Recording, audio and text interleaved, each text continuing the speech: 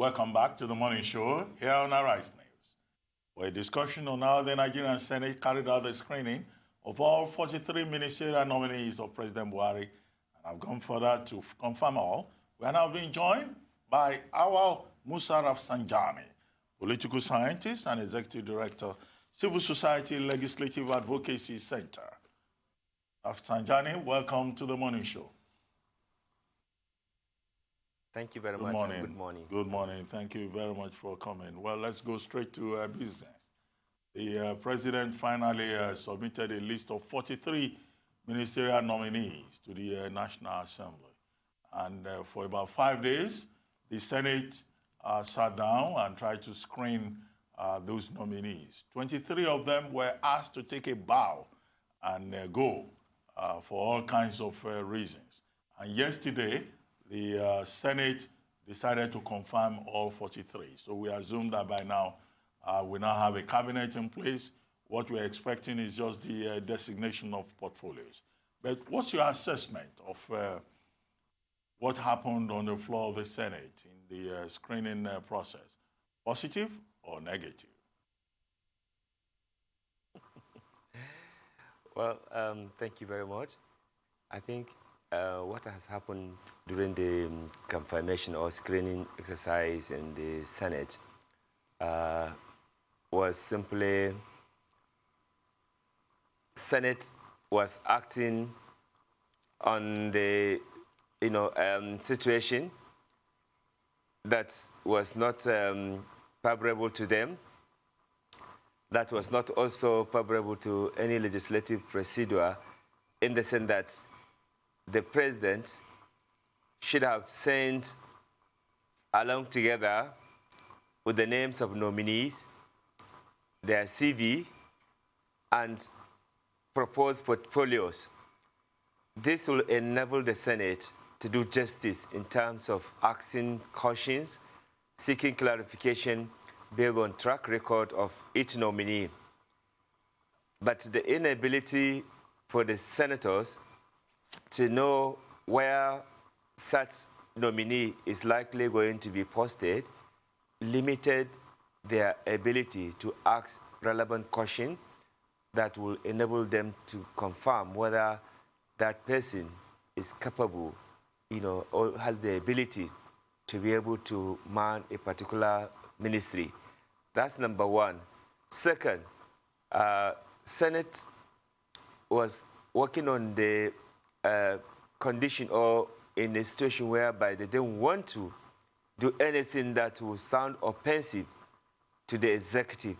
So whatever the executive said, they are going to confirm so that nobody will say that they are fighting the executive, and in the spirit of the so-called executive-legislative relationship. But there's a serious implication for such kind of blanket acceptance of anything that may come from the executive, because you may be undermining your constitutional and legislative responsibility as a responsible legislator, because you are there and Constitution clearly spells out your duties and your responsibility, and therefore you must not work or act under any duress or any pressure that will negate your own constitutional responsibility. So what I saw is the desperation by the Senate to prove to the executive that they are ready to work with them, and therefore whatever they bring, they are likely going to accept it. But like I said, this will also undermine legislative responsibility, and it will also make the senators to look as if they are actually annex of the executive. And Nigerian people may not have confidence in what they are doing because they are not able to interrogate properly, to ask questions properly, to be able to ascertain itself as a representative of the people. I think it is important that the Nigerian Senate, as much as it is important that we need to have a good working relationship between the executive and the legislature, that they did not mortgage their own constitutional responsibility in the name of trying to be nice to the executive. Well, Rafsanjani, the executive, Rafsanjani, you make it sound as if the Senate was helpless in the matter. But I recall that it was even the Senate itself making excuses for the executive and for itself. The spokespersons for the Senate argued that, well, they were following tradition. In the past, portfolios were not attached, and that, you know, they also have this Senate rule that allows them to use discretion to just ask some people to go. In terms of performance, don't you think that the Senate had an option in the matter? Could they not have insisted that portfolios should be attached in the same manner in which they stretch the rules to just ask people to take a bow and go? If the Senate has no power to ask for such kind of caution, it means it will not have been part of their schedule as part of legislative work, which means that they actually have the responsibility, because you cannot just go and confirm anybody who has a serious integrity deficit, who has a serious capacity deficit, who has probably betrayed or undermined his or abused his office, you know, because some of them were previously ministers, and there was no any evaluation, performance evaluation carried out, you know, on them to prove that they have done extraordinarily to qualify for the renomination. And that is why the Senate should have been able to speak on behalf of Nigerian people. Yes, the president can nominate, but the Senate has the responsibility to confirm. You remember, during Obasanjo, we still had, you know, some of the nominees of Obasanjo turned down because the Senate was not satisfied, and therefore further explanation and the renomination has to be made. In this instance, there are people who are actually currently facing, you know, anti-corruption, EFCC, ICPC investigation, and some even are in court. And yet you clear such kind of, you know, people in places where you have morality, where you have ethics. You know, those nominees, they themselves on their own will have declined because they are actually being, you know, there's allegation on them, and the investigation is going on them. That alone will damage the reputation of, you know, whatever they want to do. But in Nigeria, everything goes. Otherwise, in other places, there's no way you can even contemplate, especially for a leader, for a president that said that he wants to fight corruption. So I think what is very clear now is that Nigerians must own the fight against corruption. They must not just assume that if somebody say, you know, or assume he wants to fight corruption, because fighting corruption is not about just collecting, you know, money and giving money. Abuse of your public office is also tantamount to corruption. Okay. And also all sort of. Okay, let's move on to another point, which of course is the fact that it's taken so long for the ministerial nominees to finally have the list sent and then to be screened by the Senate. Of course, the process didn't take as long as it did in 2015, but it's still taken a grand amount of time. Now, that time isn't time that can be taken lightly, because now that the screening process is over, the next step obviously involves nominees getting into their different ministries, getting to know their permanent secretaries, getting to know their ministries, and that in itself is also going to take another couple of months. Therefore, how much effect can these ministers really actually affect? Can you hear me? How much change can really be affected? How much change can really be affected with the amount of time that's been lost? Let's not forget the last month of any cycle politically really goes back to politicking and campaigning. So how much time is there for these ministers to really take effect? Sorry, I barely hear you. I think there's a problem with hearing. Okay, can you hear me now, sir? Hello? I think I'm not hearing. Well, I mean, what she's asking you is, look, with this long delay, well, shorter than what we had in 2015, are we likely, you know, how much impact would these ministers be able to make, considering the fact that they will still need additional time to actually settle down in whatever ministries or departments are assigned to them? What is the cost of the delay? Well, the cause of the delay, of course, is what we are seeing now currently, going on. Ministers are supposed to be political leaders that, drive policy framework, in various ministries. And the absence of having ministers, is telling a lot of things, including even our bilateral relation with many countries. Right now, Nigeria and Nigerians are facing all sorts of humiliation outside. Every country is dealing with Nigerians, in a manner that shouldn't have been when you have a political leaders that are, providing leadership. For example, at the level of many embassies, Nigerians have been, no matter how your profile is, are being, dealt with and unfairly and unjustly. If you have ministers in place, they would have been able to intervene. Nigerians outside there, they are facing all sorts of threat, rightly or wrongly. If you have ministers, they will be able to intervene.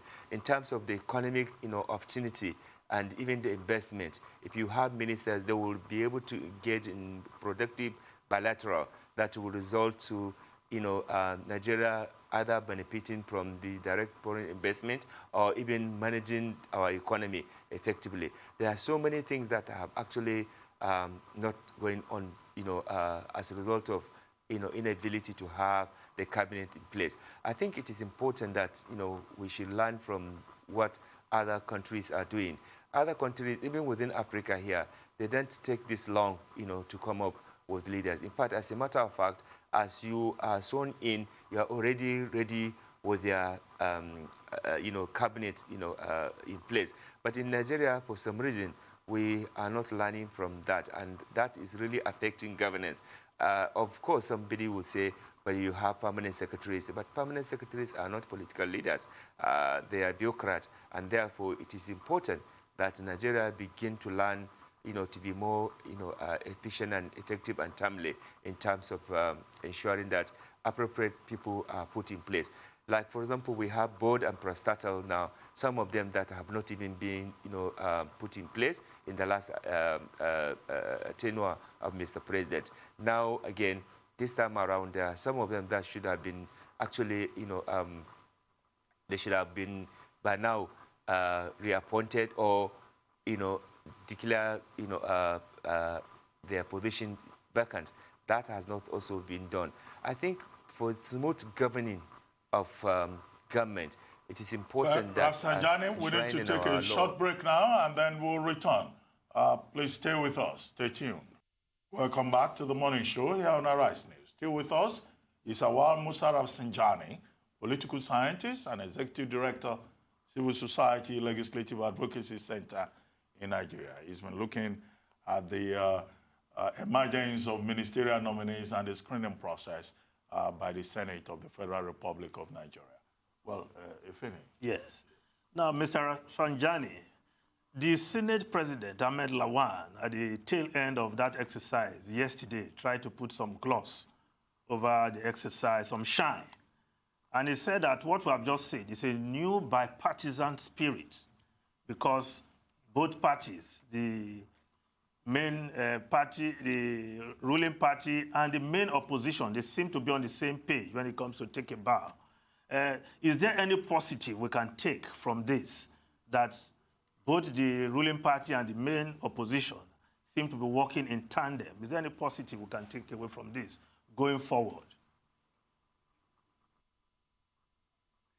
Well, like I said, it's going to be extremely difficult for the National Assembly now to do anything, that would be contrary to the executive, because any attempt to do that, even though it is going to be their own work, they will be seen as, not working with the executive and undermining the executive, all this, and that. So therefore, they are very conscious and they are very worried that they don't want to be blackmailed, to be called, fighting the executive. So in the process also of doing this, like I said, they would also be mortgaging their constitutional and legislative responsibility for doing that. Yes, it is good to to collaborate. It is good to, synergize with the executive, but not at the expense of the work that you are supposed to do, because the executive will not sacrifice their own work because of the legislators, and therefore it is important as an independent and autonomous arm of government, the legislators should not also do anything that will compromise the work that they are doing. Otherwise, the one that will be at loss is going to be the Nigerian people. So if the executive is not doing the right thing, and the legislator, in the name of trying to be good boys and good girls, they now endorse everything, that we are in trouble. It means that we will not be able to checkmate the excesses and some of the wrongdoing. And you are not also going to be helping Mr. President, because your diligent work will help Mr. President, will help the Nigerian people, because sometimes they may not necessarily be right. But through your oversight, through your intervention as legislators, you will be able to correct certain anomalies, certain wrongdoings that the executive may propose you to accept. But if everything that will come from the executive and you want to accept it in the name of just trying to be nice to the executive, I don't think it is what we deserve in this country. Well, there are many Nigerians who believe and who have said that that list that was sent to the Senate by the president fails the test of inclusion. The chairman of the ruling All Progressives Congress, Comrade Adams Oshiomhole, disagrees, but his own definition of inclusion is that the president has been quite magnanimous by even taking 2 ministers from some states where he didn't get up to 5% of the votes. But other people say, well, inclusion is not about the number of votes or the magnanimity of the president. It's about gender balance. It's about the inclusion of youth. It's also about a bipartisan, approach to the selection of ministers. What's your comment on this? Do you agree that the list fails the test of inclusion, or you think that the list is just acceptable the way it is, and that the president has a right to work with those he claims he knows? Well, I think the problem is that when you privatize and personalize governance, you will see and accept the analysis, done by Adams.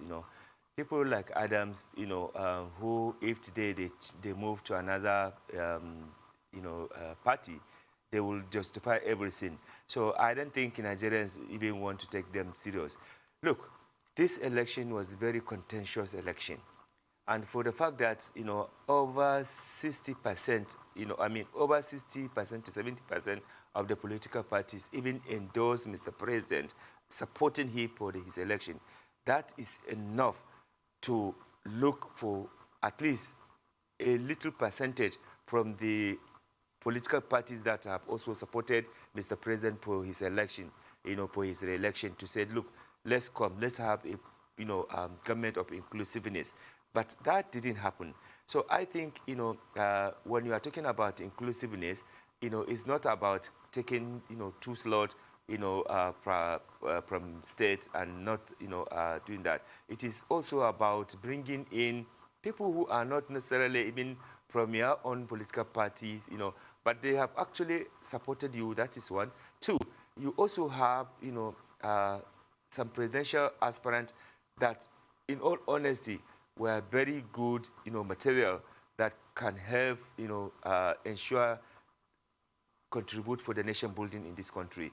That we did not see the government extending hand of fellowship to them. Again, Mr. President signed not too young to wrong, bill. And I expected that, youth within the bracket of that age, who have also excelled in their own endeavor, they should have been, selected and invited to come and be part of this government, because we want to have a government, of inclusiveness, government that, every Nigerian will be proud to say, look, it is our own government, So the youth, who constitute large number of, the population, have been also marginalized.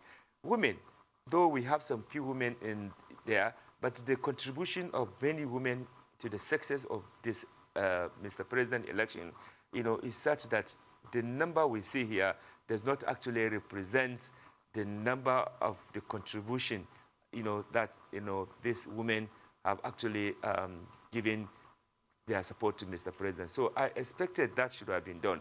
And then again, there are people who are not even politicians, who could have also been extended this invitation. Because when Mr. President said he wants to appoint people, that he knows, is he only a politician he knows? No.